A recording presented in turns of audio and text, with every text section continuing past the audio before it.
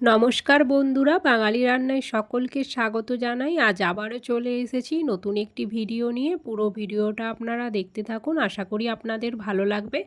তো আজ বানাচ্ছি আলুর পরোটা।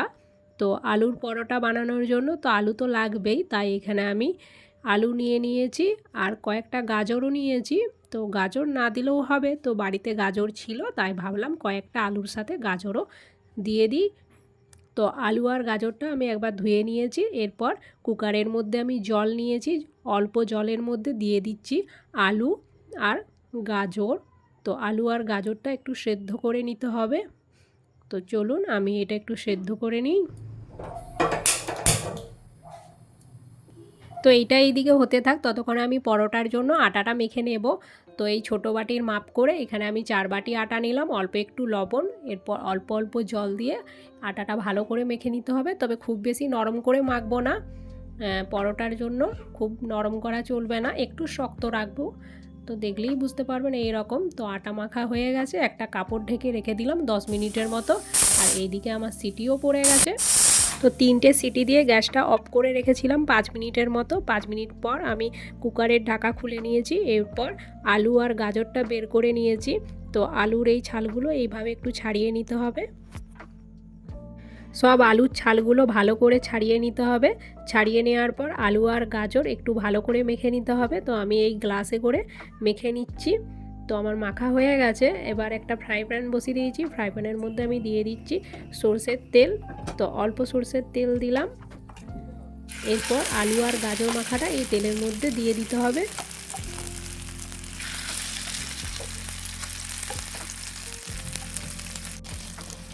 অল্প দিয়ে দিচ্ছি কাঁচা লঙ্কা কুচি, স্বাদ মতো লবণ, হলুদ গুঁড়ো অল্প, হাফ চামচ জিরে গুঁড়ো, হাফ চামচ ধনে গুঁড়ো। সব মশলা দিয়ে ভালো করে একটু নাড়াচাড়া করে নিতে হবে। এরপর দিয়ে দিচ্ছি গোলমরিচ গুঁড়ো, হাফ চামচের মতো। গোলমরিচ গুঁড়োটা যদি আপনারা দিতে না চান তাও হবে। ভালো করে একটু নাড়াচাড়া করে নিতে হবে। আর শেষে ধনে পাতা কুচি দিয়ে দিচ্ছি। ভালো করে মিশিয়ে নিতে হবে আলুর সাথে।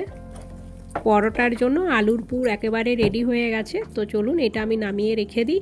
আর এই দিকে তো আমি আটাটা মেখে রেখেছিলাম 10 মিনিটের মতো। তো 10 মিনিট হয়ে গেছে। 10 মিনিট পর আমি এরপর লেচিগুলো কেটে নেব।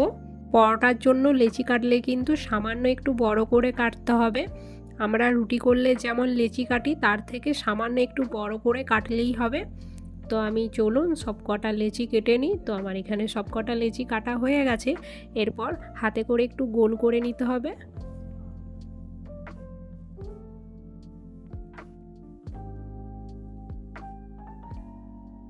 এবার পুর ভরতে হবে। তো পুর ভরার আগে ভালো করে এইভাবে হাত দিয়ে একটু ঘুরিয়ে ঘুরিয়ে গোল করে নিতে হবে। তো 2 হাত দিয়ে আমি গোল করে নিয়েছি। তো 1 চামচ পুর এতে দিয়ে দিতে হবে। তো আমি 1 চামচ পুর দিয়ে দিলাম। পুর দেওয়ার পর ভালো করে মুখটা এইভাবে একটু বন্ধ করে দিতে হবে। তো দেখুন আমি কিভাবে বন্ধ করলাম।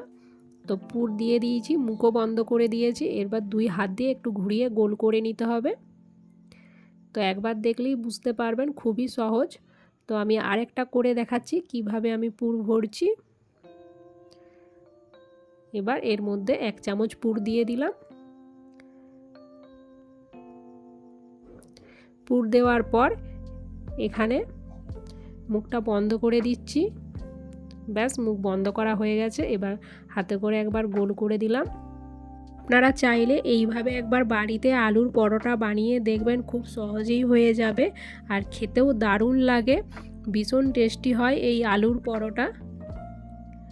তো ভালো করে আমার সব কটা পুর ভরা হয়ে গেছে। তো এবার বেলে নিতে হবে। অল্প অল্প আটা দিয়ে এবার পরোটাগুলো বেলে নিতে হবে।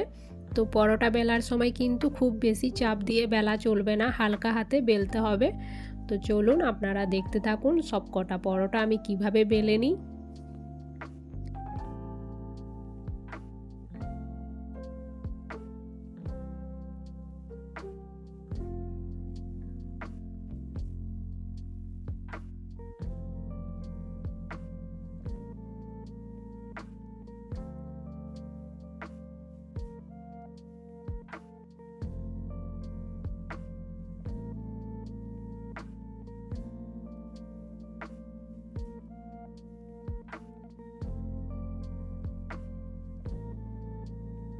তো পরোটাগুলো সব বেলা হয়ে গেছে, এবার তাওয়া গরম করতে বসিয়ে দিয়েছি। একটা পরোটা আমি দিয়ে দিলাম, আর একটা দিয়ে দিচ্ছি, দুটো দুটো করে আমি করব।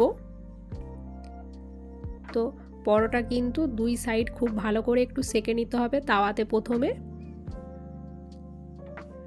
উল্টে পাল্টে ভালো করে সেঁকে নিতে হবে। ভালো করে সেঁকে নেওয়ার পর এখন দিয়ে দিচ্ছি ঘি। তো আমি ঘি দিচ্ছি, আপনারা চাইলে তেল দিয়েও বানাতে পারেন।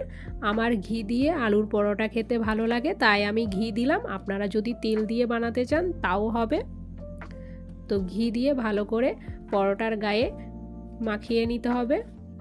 তো ঘি দিয়ে আলুর পরোটাগুলো কিন্তু আমি ভালো করে ভেজে নিয়েছি, এবার নামিয়ে নেব। তো দেখুন সবকটা আলুর পরোটা ভেজে নিয়েছি, আমি একটা প্লেটের মধ্যে নিয়ে নিয়েছি। খুব সুন্দর হয়েছে আলুর পরোটাগুলো। এই রকম গরম গরম আলুর পরোটা খেতে কিন্তু বেশ ভালো লাগে।